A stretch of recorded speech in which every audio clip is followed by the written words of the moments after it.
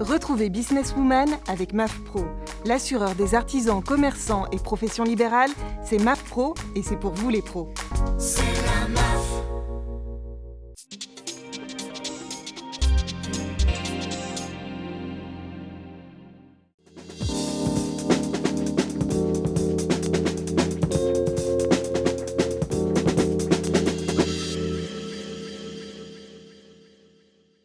Bonjour à toutes et à tous, merci de nous retrouver sur Businesswoman, votre rendez-vous économique dédié à l'entrepreneuriat au féminin et consacré aujourd'hui à l'entrepreneuriat entre mères et filles. Petites par leur taille mais grandes par leur réussite à l'échelle nationale, les entreprises familiales seraient même considérées comme une force vive de l'économie française. Selon de nombreuses études récentes sur le sujet, elles résisteraient mieux à la crise et afficheraient même une plus grande longévité. À cette occasion, nous avons souhaité nous intéresser aux entreprises familiales dirigées entre mères et filles.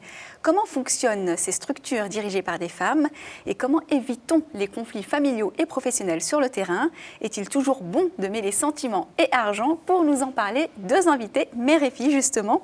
Maïté Boyer, bonjour. Bonjour Linda. Vous êtes fondatrice de l'agence À Cheval chez les Princes. Oui.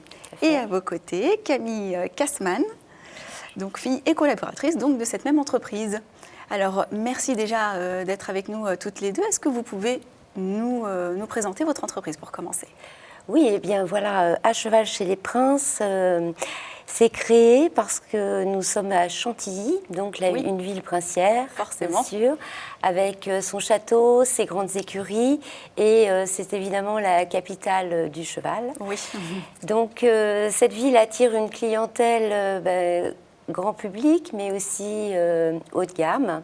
Et il n'existait pas d'agence pour cette dernière qui propose des prestations à la fois inédites et ludiques et qui fassent rêver. Voilà, c'est ce que nous faisons. Par exemple, je peux vous dire, nous proposons des promenades en attelage et à cheval, mais tout au long de cette promenade, on peut... il y a des cascadeurs qui débarquent, comme les Trois Mousquetaires, ça surprend tout le monde. C'est super. Voilà, qui se mêlent aussi aux clients, donc ils sont un peu acteurs aussi. Et aussi, par exemple, un opéra équestre en pleine forêt lors d'une promenade. Et aussi, j'invite des personnes à découvrir des chasses à courre, ce qui est vraiment inédit en France. En fait, vous vendez du rêve. On vend du rêve. C'est ça. On le fabrique et on le vend. Alors, quels sont vos rôles respectifs au sein de l'entreprise? Qui fait quoi? Alors Camille, je te laisse.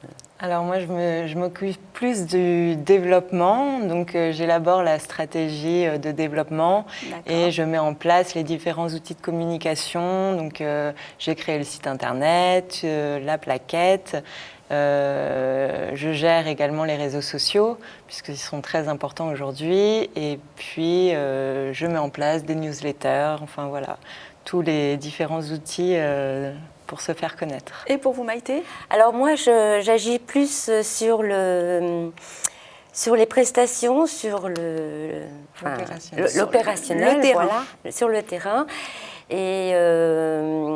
Et puis je crée, j'ai les idées et je discute avec Camille de ce qui est possible parce que parfois j'ai des idées un peu trop folles. Donc elle me tempère, elle voit aussi au niveau logistique si c'est possible. Enfin voilà, moi je suis plus la créative et l'opérationnel. Vous êtes toutes les deux créatives parce que vous n'en êtes pas à votre premier coup d'essai. Vous êtes des entrepreneuses dans l'âme, on peut le dire. Hein. Oui. Quel est votre parcours? Racontez-nous un petit peu. Vous avez déjà fait des essais, vous avez voulu monter une enseigne de restauration rapide, vous travaillez sur un autre projet entrepreneurial. Votre parcours en 2 mots?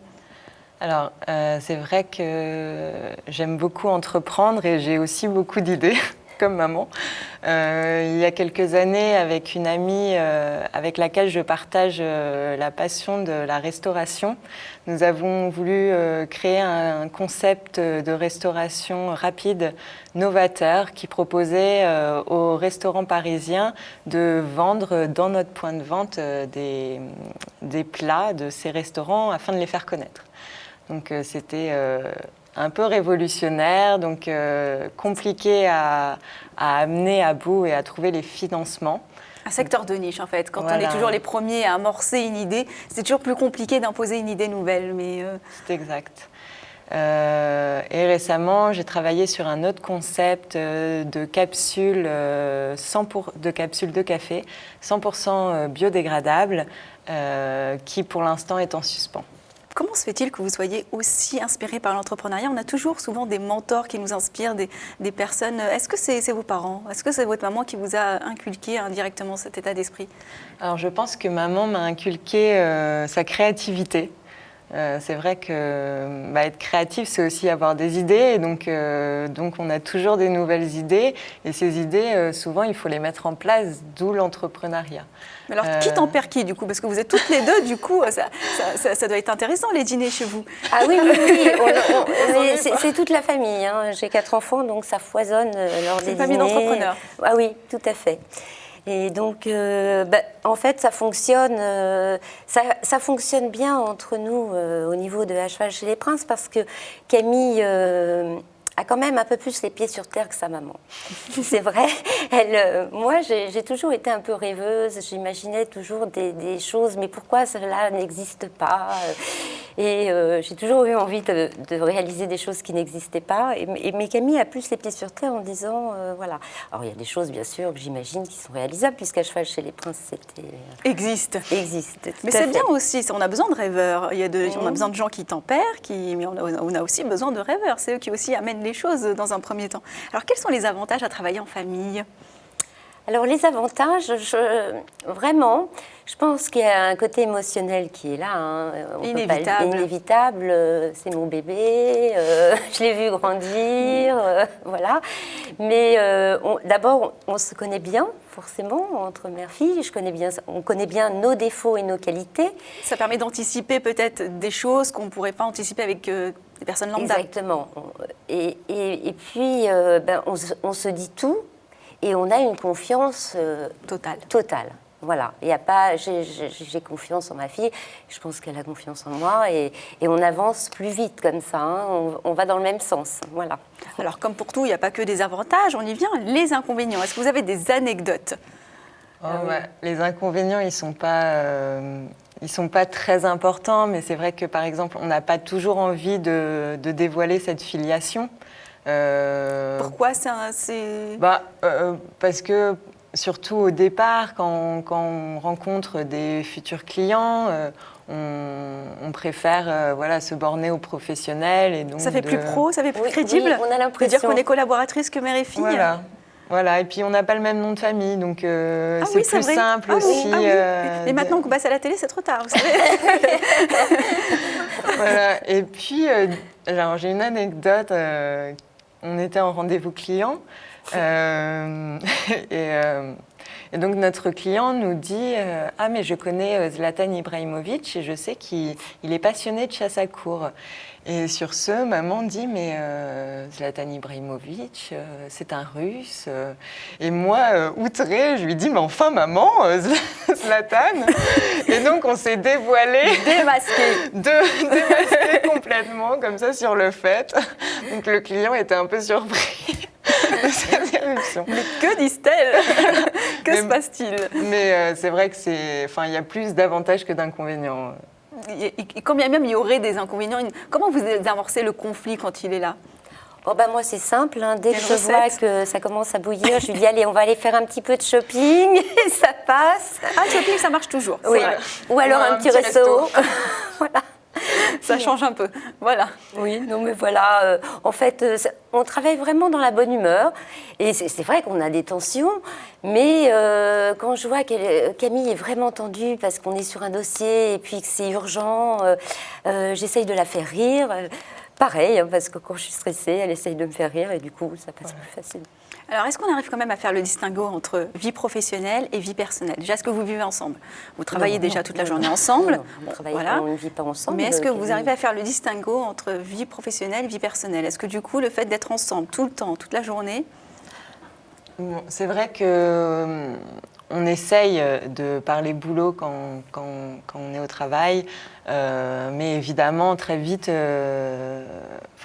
ça arrive que la vie personnelle prenne les devants.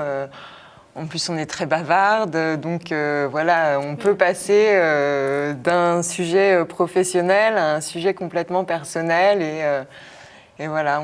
Mais on essaye quand même, quand on arrive au bureau, de se limiter au travail. Mais il y a toujours, effectivement, hein, on ne peut pas le nier,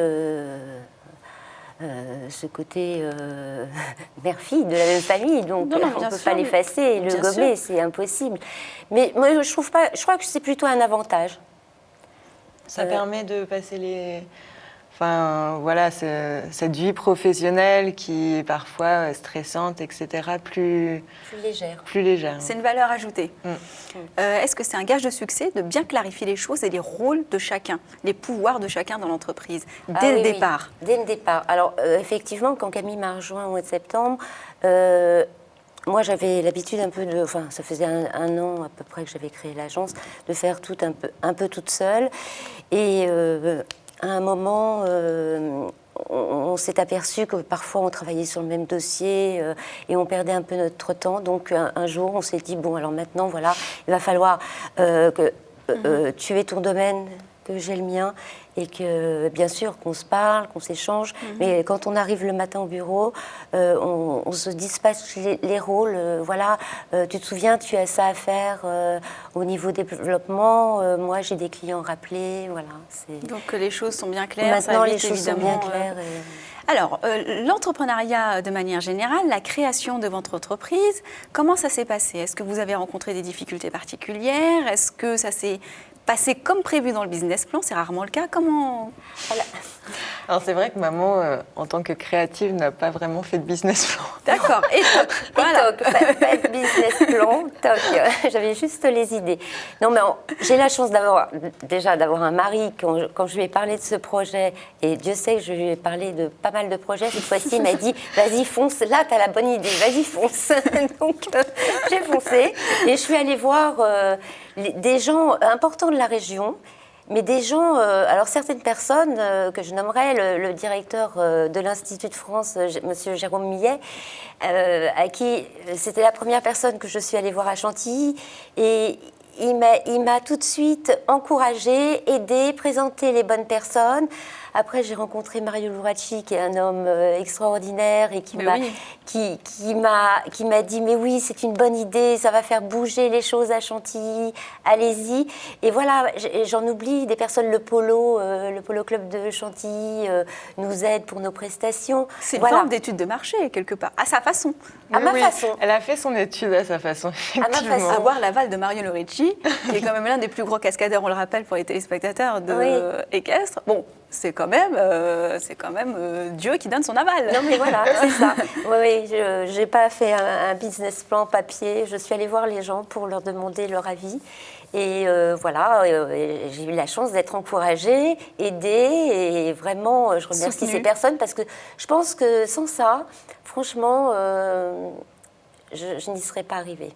Donc finalement, toujours s'entourer, c'est ce qu'on rappelle à chaque fois dans cette émission, Oui. le réseau, s'entourer, s'épauler. Alors, Exactement. dernière question, vos objectifs pour l'entreprise et vos aspirations à chacune.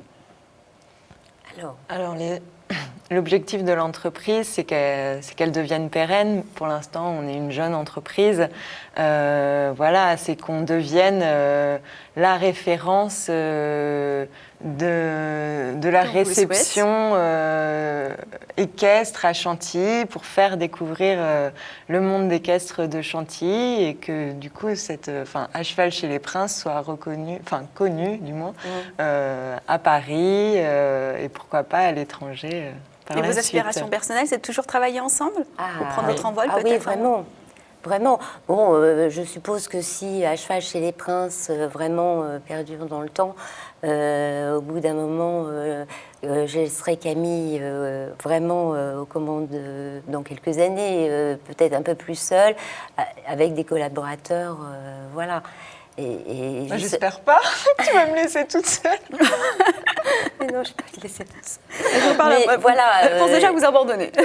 Voilà. Mais bon, voilà, un jour ou l'autre, elle est quand même jeune, donc c'est l'avenir. Et c'est beau de transmettre aussi ce qu'on aime faire.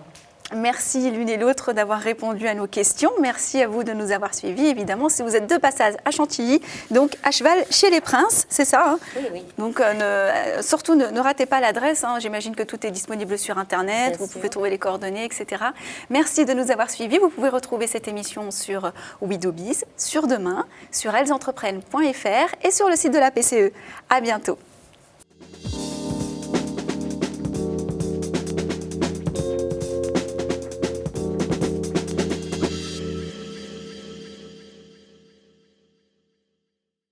Businesswoman vous a été présenté par MAF Pro. L'assureur des professionnels et de la santé collective, c'est MAF Pro et c'est pour vous les pros. C'est